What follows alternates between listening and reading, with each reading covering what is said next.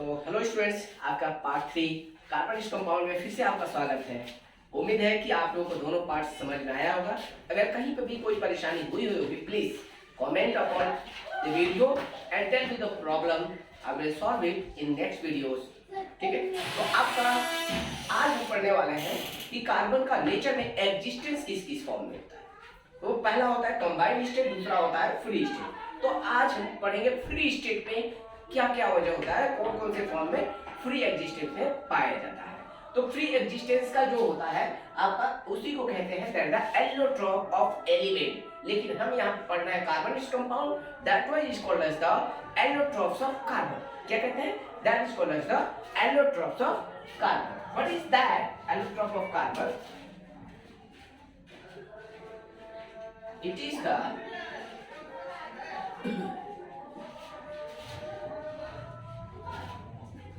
physical form of element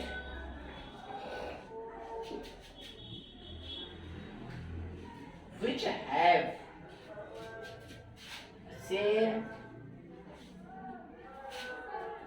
chemical properties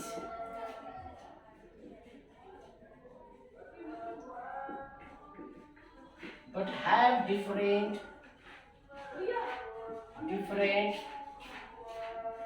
physical properties.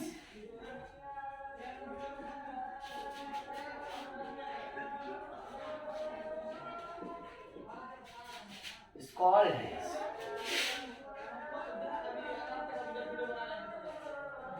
allotrophs of carbon.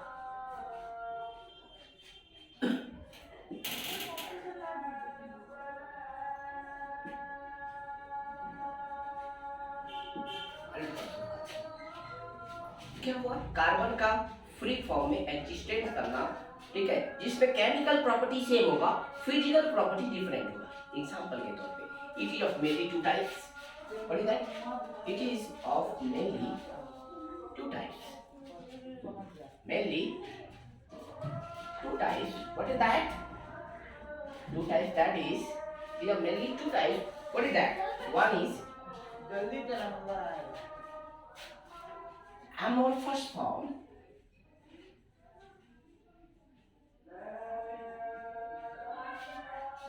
and another is crystalline form.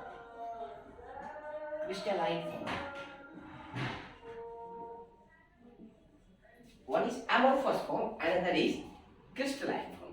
अब इसको short term में हम क्या कहेंगे, ध्यान रखिए। एमोर्फस को कहेंगे इम्प्योर फॉर्म, एंड क्रिस्टलाइन को बोलेंगे pure form in easiest method. Amorphous pure impure form and crystalline is the pure form. मतलब क्या? सिंपल सा टर्म में मैं समझाने की कोशिश करता हूँ। जैसे पार्टिकल है, इसमें पार्टिकल का कोई पैटर्न नहीं होगा, छोटा बड़ा, ठीक है, कोई भी इसका कोई पैटर्न नहीं होगा, कैसे भी होंगे अरेंजमेंट। ठीक है, this is the arrangement of particles. There is no particular method of arrangement. ठीक है, कोई पर्टिकुलर रेगुलर अरेंजमेंट नहीं होगा। लेकिन क्रिस्टलाइन में क्या होगा? There is what? Regular arrangement of particles. There is a regular arrangement of particles and all the particle of the same kind in a regular pattern. Either this pattern, it may be in this pattern.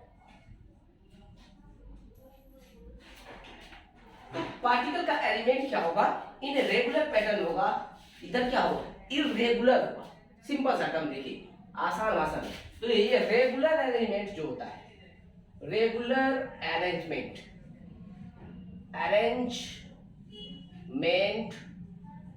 of the particles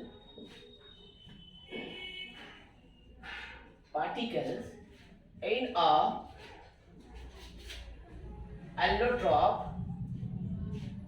allotropes called as crystalline form। Simple. यहां पर क्या हो गया? Irregular arrangement. irregular arrangement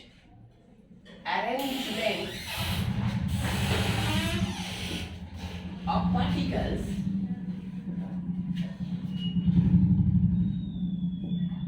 in a allotrope is called as amorphous form. That is called as a amorphous form. तो हम उसे amorphous कहते हैं जहां पे irregular, देखिए यहाँ पे कोई रेगुलर पैटर्न नहीं है, लेकिन यहाँ पे क्या है, एक रेगुलर पैटर्न है। तो रेगुलर अरेंजमेंट होता है तो क्रिस्टलाइन, और यहाँ irregular अरेंजमेंट होता है तो amorphous फॉर्म कहते हैं। और मैं इजीली और भाषा में आते हैं, सिंपल टर्म में ध्यान में रखें। इम्प्योर फॉर्म ऑलरेडी समझ चुके हैं, प्योर फॉर्म समझ चुके हैं। इसका एग्जाम्पल देकर मैं समझा दे रहा हूँ। एग्जाम्पल जैसे कि कोल,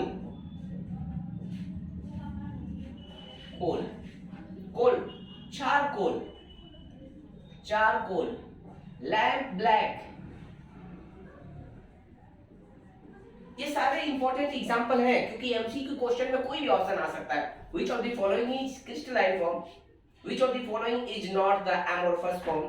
तो एग्जांपल सारे चाहिए। और ये all are combined, they made up of what, carbon, सब कार्बन से बने हैं, लेकिन इसके अंदर क्या होती है, इम्प्योरिटी होती है। इसके अंदर क्या होता है, इम्प्योरिटी प्रेजेंट होता है, इसीलिए वो क्या होता है, एमोर्फस होता है। लेकिन जब इस केस में हम जब जाते हैं एग्जांपल में, diamond, graphite, fullerene, diamond, graphite and fullerene, then हमें क्या मिलता है यहाँ पर, ध्यान में रखिए, डायमंड, ग्रेफाइट, फुलरिन, ये क्या होता है, pure form of carbon. These are the pure form of carbon. याद रखिएगा, कार्बन परफेक्टली ओनली 100% कार्बन होता है, नो इम्प्योरिटीज आर प्रेजेंट इन सब के अंदर, only carbon is present. That's why it's called as the crystalline form. और इसी की वजह से ये regular arrangement of the particle होते हैं। तो यहाँ पर क्या हुआ, आपका एमोर्फस, ये क्रिस्टलाइन, रेगुलर, इरेगुलर। एग्जांपल कोल, चारकोल। जैसे कोल का प्योरेस्ट फॉर्म क्या होता है, कोक, क्या होता है, कोक, जिसमें ना क्या होता है, 99% कार्बन होता है, लेकिन फिर भी 1% क्या होता है, 1% क्या होता है, दैट इम्प्योरिटी होती है। अगर एग्जांपल के तौर पे लेट इट बी, आपको क्वेश्चन में दे दे ए बी सी, ठीक है, एक में क्या दे दिया है, कोल दे दिया है, एक में चारकोल दे दिया है, और एक में डायमंड दे दिया है या ग्रेफाइट दे दिया है।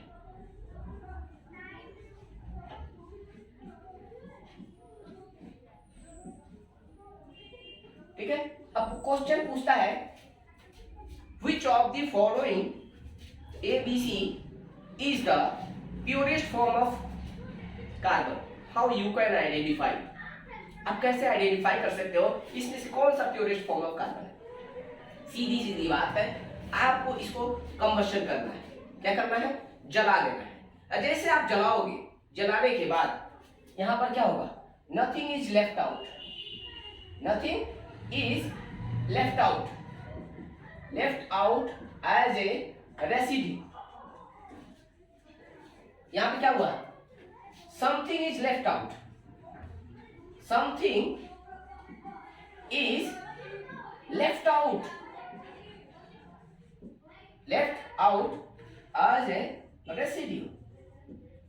तो ये आपका एक्सपेरिमेंट के क्वेश्चन पे आ सकता है, एमसीक्यू क्वेश्चन में, ठीक है, कि कौन सा प्योर है और कौन सा इम्प्योर है। ऑन कंबशन, याद रखिएगा, on combustion nothing is left out as a residue, on combustion something is left out as a residue, that is also a difference. याद रखिएगा, डिफरेंस भी है, ठीक है, प्योर फॉर्म, इम्प्योर फॉर्म, ठीक है, regular arrangement, irregular arrangement, on combustion nothing is left out, on combustion something is left out as a residue. जैसे कहते हैं ना, जलाने के बाद राख बच गया है, राख, तो वही याद रखिए, समथिंग इज लेफ्ट, कोल को जलाने के बाद राख बचती है, वैसे ही तो क्या हुआ था, इम्प्योरिटी होने की वजह से बचता है। यहाँ पे सारा प्योर है, इसलिए सारे के सारे क्या कन्वर्ट हो जाएंगे, कार्बन डाइऑक्साइड में। किस में कन्वर्ट हो जाएगा, कार्बन डाइऑक्साइड में। तो ये रहा आपका main basic concept of what, that allotrope of carbon. क्या होते हैं और उनके क्या टाइप्स हैं। ठीक है, अब इसके अंदर से जो मेन स्टडी होती है इस कार्बनिक कंपाउंड में, जो कि डायमंड, ग्रेफाइट एंड फुलरिन के ऊपर होती है।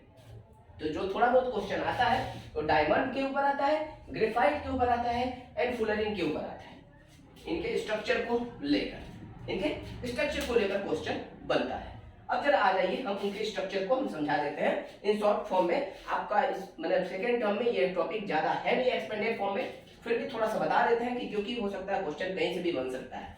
ठीक है, तो आपका फटाफट देखते हैं। डायमंड जो कि स्ट्रॉन्गेस्ट नेचुरल ऑकरिंग सब्सटेंस है, क्या है मेनली जो होता है डायमंड एंड ग्रेफाइट का डिफरेंस पूछ लेता है।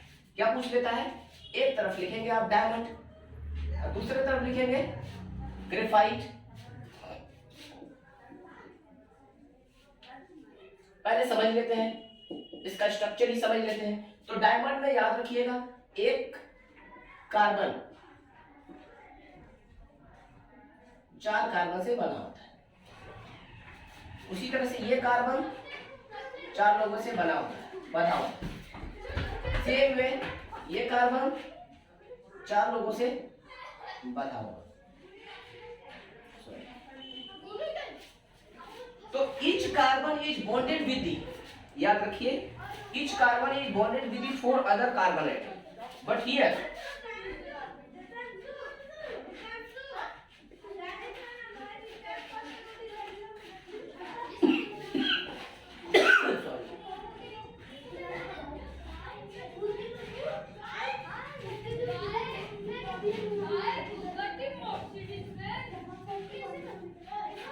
यहाँ पे देखिए each carbon is bonded with the, ध्यान में रखिए जो एक कार्बन होता है ओनली 3 कार्बन से बॉन्ड होगा। मान लो इसको स्टडी करो, ध्यान में रखो, इसको स्टडी करो। इसी तरह से बहुत सारे ऐसे बनते जाएंगे, इधर में बनते जाएगा ऐसे, ये कार्बन रहेगा। तो क्या हुआ, each carbon is bonded with the, याद रखिएगा। और ये 3 ये लेयर्ड स्ट्रक्चर होता है। क्या होता है, ध्यान में रखिए, ये लेयर्ड स्ट्रक्चर होता है।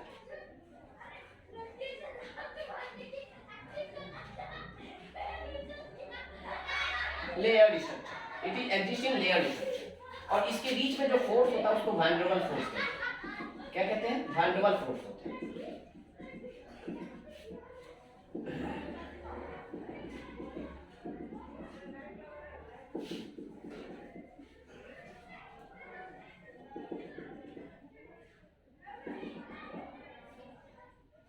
तो ये जो फोर्स होता है लेयर्ड स्ट्रक्चर में होता है। और ईच कार्बन, यहाँ पे कितने कार्बन से बॉन्ड है, हर एक कार्बन 3 कार्बन से बॉन्ड है।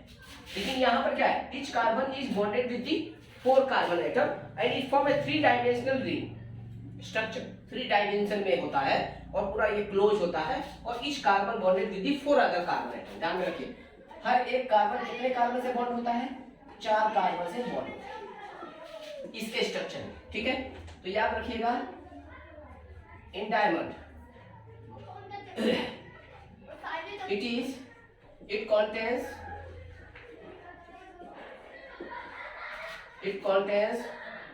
4 covalent bond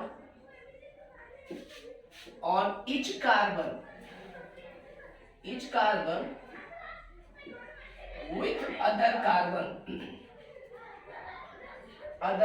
carbon atom। यहां पर क्या लिखेंगे, each carbon is bonded with the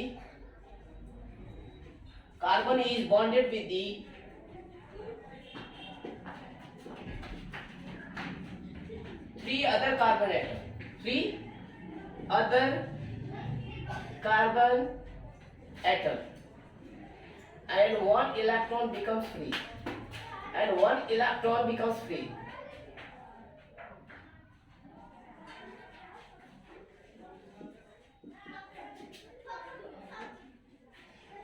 एक इलेक्ट्रॉन इसका फ्री होता है। यहाँ पे देखिए हर एक कार्बन 4 कार्बन से बॉन्ड है और यहाँ पर क्या है, एक कार्बन 3 कार्बन से बॉन्डेड होता है और सबके पास क्या होता है, एक इलेक्ट्रॉन फ्री होता है। सबके पास एक इलेक्ट्रॉन फ्री होते हैं। क्या होते हैं, सबके पास एक इलेक्ट्रॉन फ्री होते हैं। ठीक है, हर के पास एक एक इलेक्ट्रॉन फ्री होते हैं। और ये फ्री होने की वजह से ही क्या होता है, ये गुड कंडक्टर ऑफ इलेक्ट्रिसिटी होता है ग्रेफाइट। क्या होता है? क्योंकि इसके अंदर इलेक्ट्रॉन फ्री है और इसके अंदर सभी के सभी क्या है? बॉन्डेड है। तो इलेक्ट्रॉन, याद रखिएगा, सबसे सिंपल टर्म बता रहा हूं कि इलेक्ट्रिसिटी कंडक्ट करने का दो ही मेन रीजन होता है, या तो आयन फ्री हो या तो इलेक्ट्रॉन फ्री हो। अगर सॉल्यूशन है तो आयन फ्री होते हैं और सॉलिड सब्सटेंसेस हैं तो उसमें क्या होते हैं? आपके इलेक्ट्रॉन फ्री होते हैं। तो याद रखिए मेन दो चीजें फैक्टर होते हैं, इलेक्ट्रॉन एंड आयन की वजह से इलेक्ट्रिसिटी कंडक्ट होती है। और यहाँ पर क्या है? इलेक्ट्रॉन आपका फ्री है, यहाँ पे इलेक्ट्रॉन फ्री नहीं है। तो यार इसीलिए क्या होता है? It is a poor conductor of electricity. It is a what? Poor conductor of electricity. Conductor of electricity. लेकिन ये क्या है? It is a good conductor of electricity. It is a good conductor of electricity.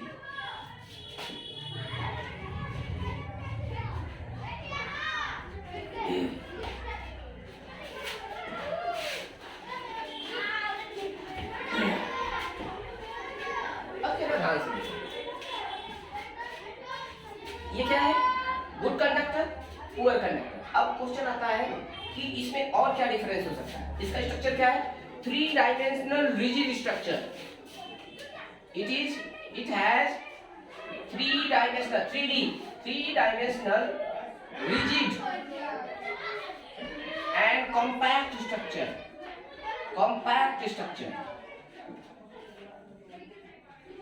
लेकिन यहाँ पर क्या है? यहाँ पर भी 3 डायमेंशन है, लेकिन क्या है? Layer structure, 1 by 1 layer structure. क्या हुआ? लेयर स्ट्रक्चर है और इसकी वजह से क्या होता है? सॉफ्ट एंड स्लिपरी होता है। It has 3 dimensional layer structure. और याद रखिएगा इसी की वजह से क्या होता है? It is soft and slippery in nature. और बिकॉज ऑफ दैट, रीजन भी इसका साथ में लिख दीजिए, because of that it is soft and slippery in nature.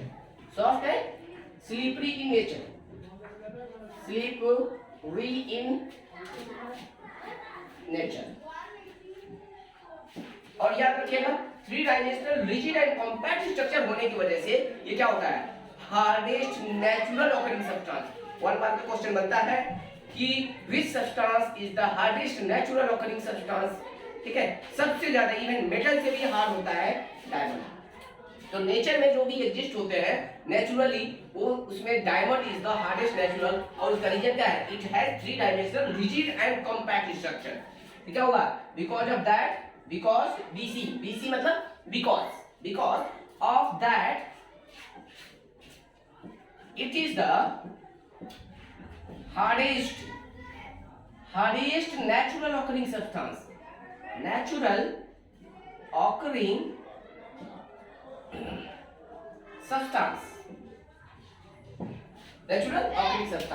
अब देखिए इसी बीच में मैं क्वेश्चन भी बताते जा रहा हूं कि आपका क्या क्वेश्चन बनता है। यहाँ पे क्वेश्चन बोलेगा why it is soft and slippery in nature, why it is the hardest natural occurring substance। Clear?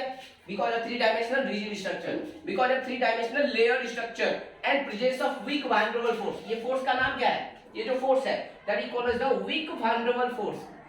weak van der Waals force क्या है? that is called as weak van der Waals force। इसको बोलते हैं that is called as the weak van der Waals force between the one layer to another layer। that's why it is soft and slippery in nature। और इसीलिए याद रखिएगा graphite को electrode के लिए इस्तेमाल किया जाता है, क्योंकि ये गुड कंडक्टर ऑफ इलेक्ट्रिसिटी है। क्या है? गुड कंडक्टर ऑफ इलेक्ट्रिसिटी है। एग्जाम में ये भी क्वेश्चन हो सकता है कि why graphite is used as an electrode. Why graphite is used as an electrode? Because it is a good conductor of electricity due to the presence of free electrode. तो याद रखिएगा इसके यूजेस क्वेश्चन आ सकते हैं। Uses में क्या? Jewellery के लिए इस्तेमाल होता है, मेनली ज्वेलरी के लिए इस्तेमाल होता है। Next, cutting the glasses etcetera. Decorative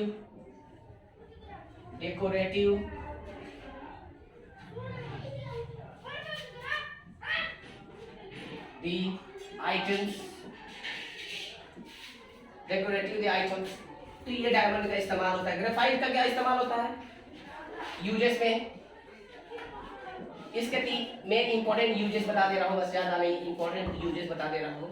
पहला जो आपका याद रखिए ग्रीस, जो गाड़ी में होता है ना, गाड़ी में आपका देखो साइकिल हुआ, बाइक हुआ, तो जब होता है क्या तो होता है टाइटली हो जाता है, चलता नहीं है, सही से मूव करता नहीं है, तो उस केस में क्या यूज होता है, that is the grease. Grease होता है जो कि it is just looking like yellowish और ब्राउनिश कलर, ठीक है, which is used by a mechanic to inside the what, जो व्हील होता है, व्हील के अंदर जो क्या होता है, जो रोटेशन पावर, जहाँ पे क्या बोलते हैं इसको, ball bearing, that called the ball bearing. Ball bearing में वो व्हील लगाता है, जिसकी वजह से उसका जो रस्टिंग होता है, उस रस्टिंग को थोड़ा रिमूव कर देता है, और वो क्या करता है ऑयली टाइप का हो जाता है, जिसकी वजह से वो फ्रीली मूव करने लगता है। तो जहां पर भी कोई मोशन में प्रॉब्लम आता है तो ग्रीस का इस्तेमाल होता है।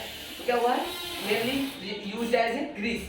दूसरा कहता है used as a graphite, used as a graphite, ठीक है, used in what, in pencil. Pencil का जो टिप होता है, पेंसिल का टिप में भी इसका इस्तेमाल होता है, ग्रीस, ग्रेफाइट, पेंसिल। तो ये कॉमन यूजेस हैं आपके ग्रेफाइट के। जो दिया दो बार याद रखिएगा, basic fundamental of what, allotrope of carbon, which is very very important for your exams with a lot of question I already told. अगर आपको फिर भी क्वेश्चन नहीं लिख पाते हैं तो आप कमेंट में लिख सकते हैं, और फिर मैं उसके ऊपर एक क्लास ऐसा बनाऊंगा जिसमें केवल क्वेश्चन डिस्कशन करूंगा। इस चैप्टर के ऊपर only question discussion will take place for 45 minutes. Okay, तो अगर आपको पसंद आया हो पढ़ाई तो please like, subscribe and share with others. आज के लिए बस इतना ही, नेक्स्ट क्लास में फिर से आपका स्वागत रहेगा। Bye bye.